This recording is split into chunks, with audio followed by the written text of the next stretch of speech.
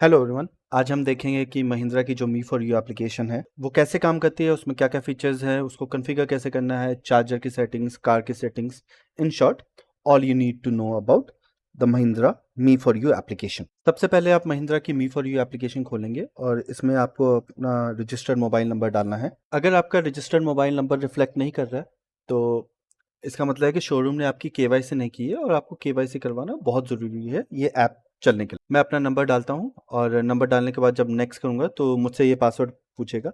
पहली बार जब आप ये ऐप खोलेंगे तो नंबर डालने के बाद वो आपसे रजिस्ट्रेशन डिटेल्स लेता है जिसमें आप पासवर्ड पिन कोड सेट कर सकते हैं। उसके बाद ऐप का इंटरफेस कुछ ऐसा लगता है। आपकी कार पहले से ही कनेक्टेड रहती है। आपको यहाँ कुछ बटन्स तो सामने ही दिख रहे हैं। एक जो की बटन है वो आपको टॉप राइट में रिफ्रेश का दिख रहा है। इसका मतलब है कि कार अभी आपकी कनेक्टेड नहीं है। कनेक्ट करने के लिए आपको इस बटन को बस एक बार क्लिक करना है। मैंने क्लिक कर दिया है। जब ये बटन ग्रीन हो जाएगा तो मतलब आपकी कार कनेक्टेड है।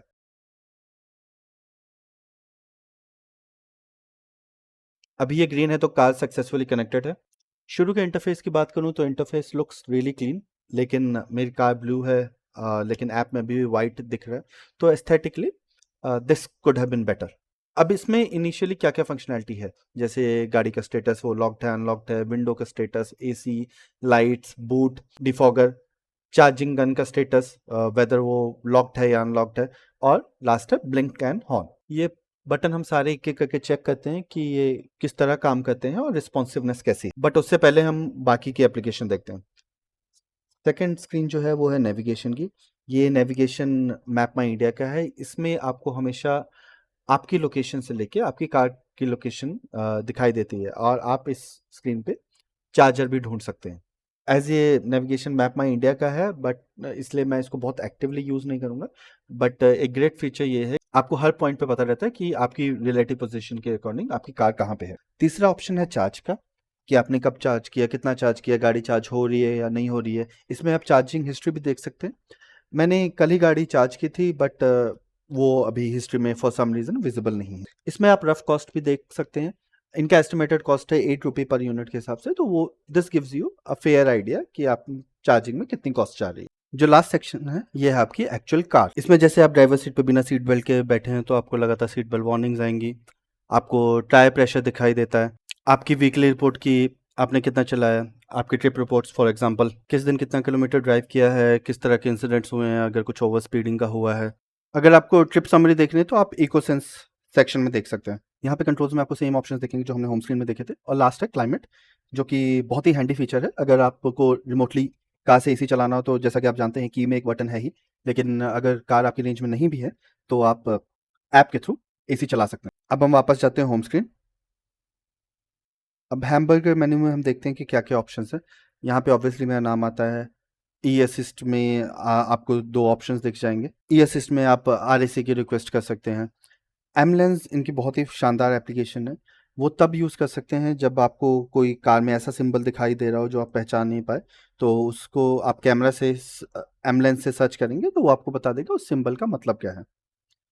चार्जिंग सपोर्ट में आप जाके एक टिकट रेस कर सकते हैं। डिजिटल पासपोर्ट एंड सब्सक्रिप्शन, इस पॉइंट पे एक्सप्लेन करने का कोई पॉइंट नहीं है। कॉन्टैक्ट अस में दो बहुत अच्छे ऑप्शंस हैं, कॉन्टैक्ट बाय ईमेल और contact by phone. That will be very handy, I will explain it a bit later. Back करके ई असिस्ट के अलावा पार्क असिस्ट, अगर आपको गाड़ी पार्क करनी है, पार्क आउट करनी है तो आप वो भी ऐप के थ्रू कर सकते हैं। ये अभी प्रॉपर फंक्शनिंग नहीं है। सिक्योर 360 में आप लाइव व्यू देख सकते हैं। व्हीकल सर्विस ऑप्शन में आपको नोटिफिकेशन आती है अगर आपकी सर्विसिंग ड्यू है। एक ऑप्शन है बुक सर्विस का, अगर आप वो यूज़ करते हैं तो आप डायरेक्टली अपने नियरेस्ट सर्विस सेंटर से सर्विस बुक कर सकते हैं। अभी तक मैंने ये ऑप्शन यूज़ किया नहीं। अब हम ट्राई करेंगे कुछ बटन्स। अभी इस पॉइंट पे गाड़ी लॉक्ड है।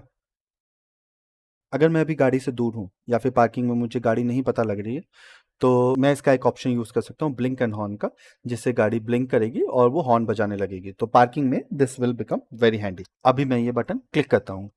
ये ऑब्वियसली मेरा पासकोड मांगेगा। पासकोड जैसा कि मैंने बताया रजिस्ट्रेशन में सेटअप करते हैं। तो जैसे कि आप देख रहे हो गाड़ी ने बहुत ही अच्छा रिस्पॉन्स किया और बहुत ही तेज़ी से। ये तब तक शायद बंद नहीं होगा जब तक मैं गाड़ी चाबी से मैं अनलॉक नहीं करूँगा। ब्लिंक एंड ऑन से आपको अपनी गाड़ी मिल गई। अब आपको गाड़ी अनलॉक करनी है। जैसा कि आप देख रहे हो गाड़ी अनलॉक हो चुकी है।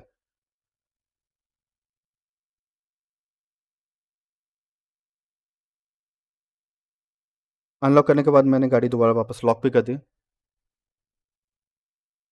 आप देख सकते हैं गाड़ी लॉक हो गई है। विंडो क्लोज्ड है, इसका बस ये स्टेटस बताता है। Okay, I did not expect that, this is surprising. Remotely मैं अपनी गाड़ी की विंडो भी ओपन कर सकता हूँ। पहली बार जब मैंने ट्राई किया था तो ये चला नहीं था। दैट्स गुड टू सी। अभी मैंने दोबारा क्लोज किया और जैसा कि आप देख सकते हैं विंडो क्लोज भी हुई है। Remotely air condition climate control बहुत इंपॉर्टेंट है, स्पेशली जब आप गर्मियों में कहीं फंसे हुए होते हैं। चाबी में जैसा कि आपको पता है कि एसी का बटन है, उसके अलावा अगर आप चाहें तो इसको भी ऑन करके रिमोटली एसी चला सकते हैं। गाड़ी में अभी एसी चालू हो चुका है। सरप्राइजिंगली जब एसी ऑन है तो बाकी सारे कंट्रोल्स डिसेबल्ड हैं। I am not sure why, but मैं अभी कंफर्म कर सकता हूँ कि एसी फंक्शनल है। एसी हम दोबारा बंद करते हैं। मुझे बंद होने की आवाज़ आई है। हेडलाइट का बटन अगर हम ट्राई करें तो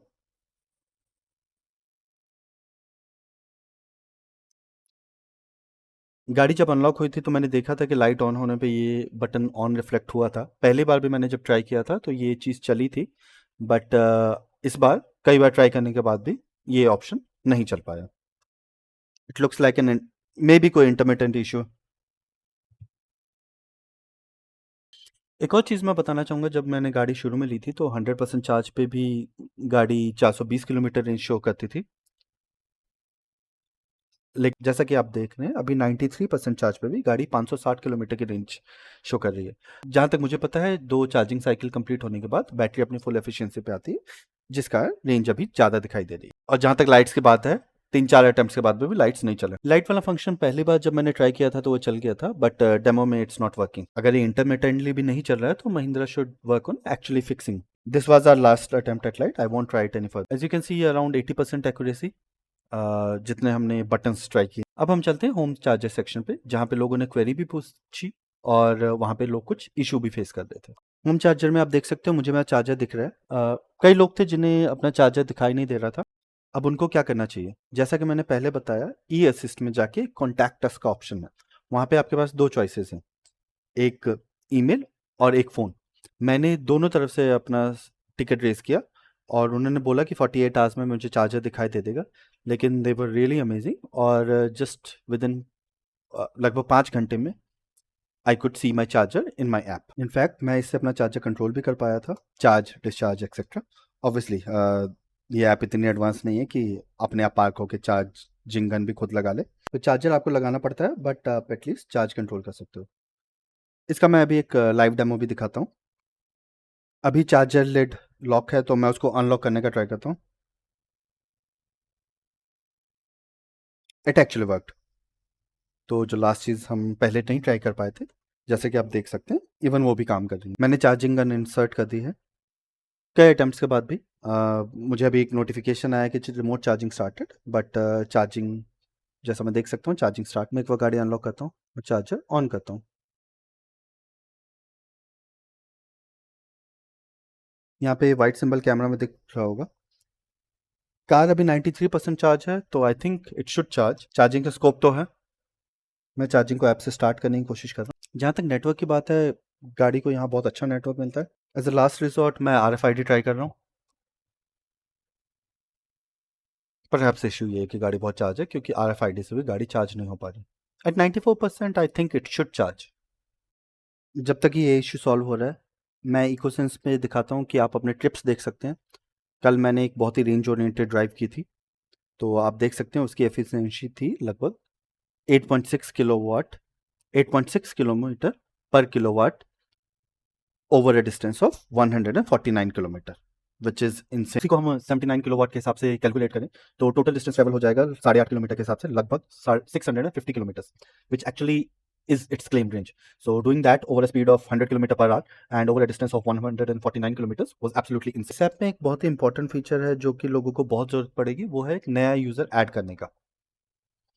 गाड़ी मेरी वाइफ के नाम पे रजिस्टर्ड है, तो अभी तक मैं सारा काम उन्हीं के फ़ोन नंबर से कर रहा था और अगर आप ऐप में देखें तो उन्हीं की डिटेल्स दिखाई दे रही थी। लेकिन अगर मैं कनेक्टेड व्हीकल में जाके नीचे स्क्रॉल करूँगा तो मुझे एक ऑप्शन आता है ऐड यूज़र का, और यहाँ पे अपना खुद का नंबर ऐड करके मैं अपनी प्रोफाइल ऐड कर सकता हूँ। तो मैं भी इस गाड़ी के सारे कंट्रोल्स, चार्जर कंट्रोल्स यूज़ कर सकता हूँ। So this is very handy. आप अपने पेरेंट्स को, स्पाउस को या खुद को ऐप का एक्सेस दे सकते हैं ताकि आप चार्जर और कार कंट्रोल्स यूज़ कर।